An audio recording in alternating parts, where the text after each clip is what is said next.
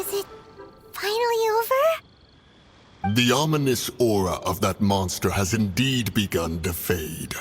The effects of the Sigil of Permission last but a short time. It will be some time before the Overlord of the Vortex can make any waves again. We are indebted to you for your assistance. If the Adepti hadn't happened to be here, the future of Liyue Harbor would surely have been in great jeopardy. Save your flattery. We didn't just happen to be here. Surely you won't pretend to have forgotten the reason for which we came. Come now. There's no need for such harsh words, Cloud Retainer.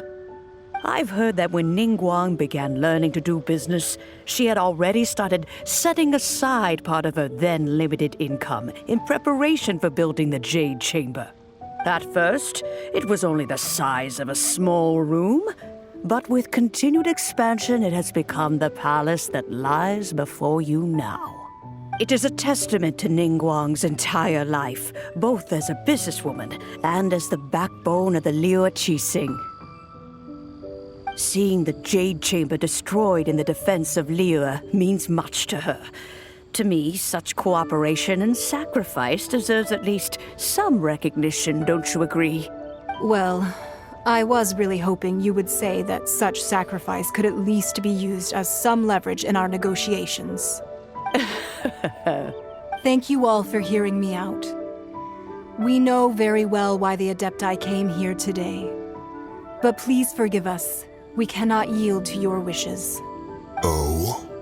3,700 years. According to our records, the Adepti signed a contract with Rex Lapis to protect Liyue 3,700 years ago. Even to this very day, Liyue and its lands have stood the test of time, immovable as stone, just as it was thousands of years before. This is truly no small feat.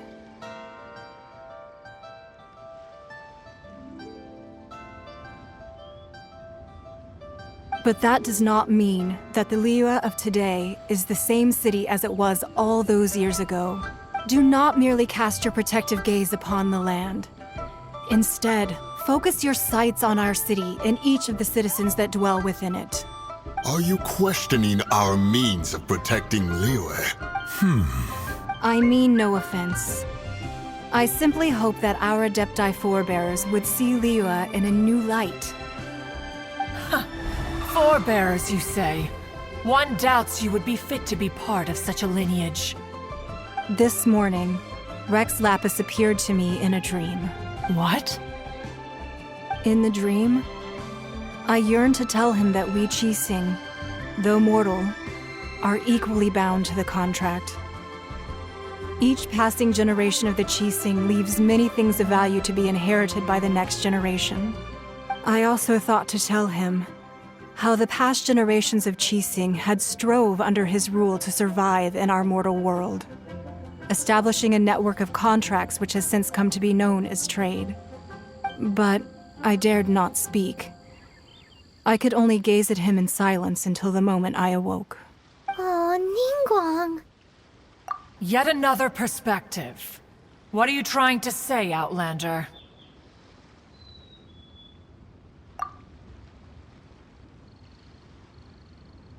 Right!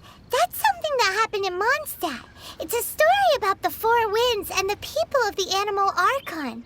The Animal Archon sought to quell the strife between the two sides, because he believed that such conflict would only scar the hearts of both, and that nothing good would come of it. Each of the 7 nations has its own scars from the past. Though your point is the very height of simplicity.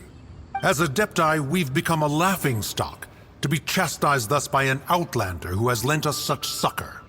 All right, all right. Didn't Ningguang suggest that we should focus on the city and each of its citizens? I know I already have, so why not see for yourselves? I apologize for appearing in full armor. I am afraid I cannot show the proper courtesies. And who are you? I am Feng Yan, a sergeant of the Millilith. I have come to extend my thanks to the Adepti. I thought this battle would perhaps be my last. But thanks to the aid of the Adepti, our forces were not as badly battered as I feared we might be. Although I am a mere mortal soldier, I promise to hold the line and never betray the grace given to us by the illuminated Adepti this day. Huh? Why does everyone look so down? Didn't we just beat that big monster? Weren't you frightened, dear? It was quite the predicament. I wasn't afraid. All the strong Millilith guards were there, and those powerful heroes with their visions were there. Everyone was there. When danger is near, everyone always protects me. And the rest of the time, they make fun toys and tasty snacks and loads of things that make the harbor so pretty. Thanks for protecting Liyue Harbor. Please come visit us for the next lantern rite.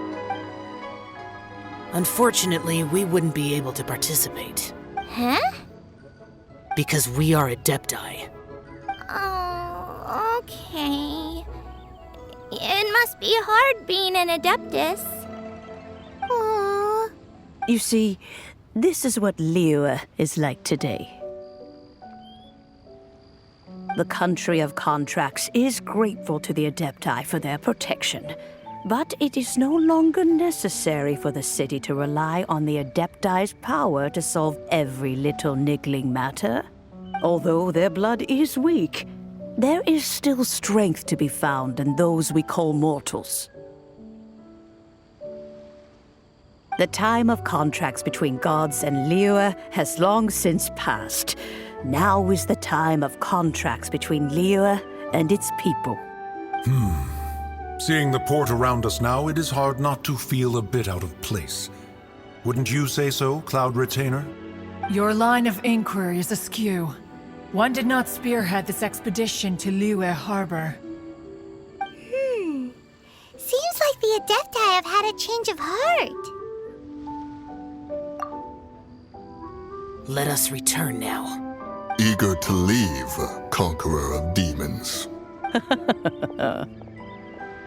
Yes, one understands what the Conqueror of Demons means. The city of Liyue has changed much after our long separation. One fears that by the time one finally grasps the new contracts of Liyue, you humans would have once again changed the place beyond recognition. Fair enough. Away we shall, and return whence we came. Since we Adepti have consensus, then one shall persist no further. But how will we ensure that the Liyue Qixing will not simply exploit their power once we depart? In my view, that is still a thing to be guarded against. All right, Mooncarver, you needn't worry. It seems to me that this right of supervision is best left to the people of Liyue. Looks like the conflict between humans and Adepti was avoided. All's well that ends well, huh? Oh, right! It's nice that we've got peace and all, but we're forgetting one thing. Child wanted to unleash the god so he could lure Rex Lapis out. But we were able to handle the Overlord of the Vortex on our own. So Rex Lapis never showed up.